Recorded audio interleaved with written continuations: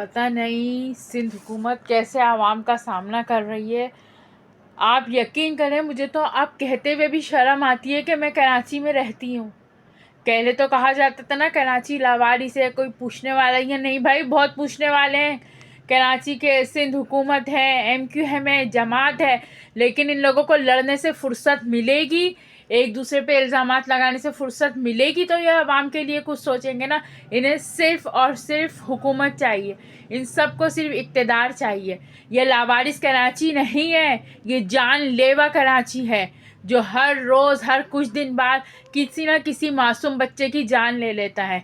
ये लोग गटर के ढक्कन नहीं लगाएंगे, ये लोग लड़ेंगे। ये लोग सिर्फ माइकों के आगे खड़े होके बोल सकते हैं और कुछ नहीं कर सकते।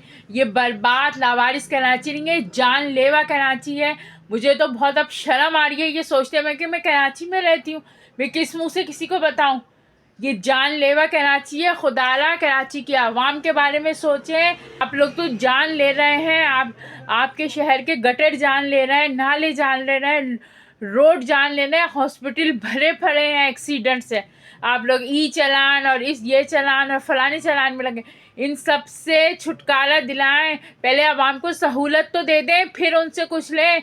या सिर्फ टैक्स ले लेके उनकी जान लेंगे, उनको हार्ट अटैक देंगे। उस माँ का क्या हाल होगा? पहले जमात का कसूर है, कोई आके कह रहा है उसका कसूर है। अरे भाई, एक्सेप्ट करो, आप सबका कसूर है, ठीक है ना। जमात के हाथ में भी बहुत कुछ है, मेयर के हाथ में पूरा कराची है। जब आप लोग कुछ करने ही नहीं चाहते, सिर्फ और सिर्फ इल्ज़ाम तराशियाँ।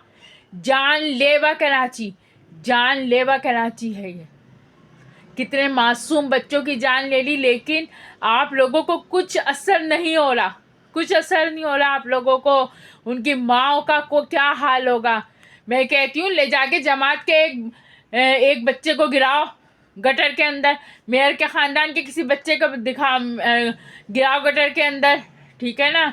और MQM के किसी बच्चे को गिराओ। बस चीखना, इल्ज़ामात लगाना, कुछ भी ना करना, कुछ भी ना करना।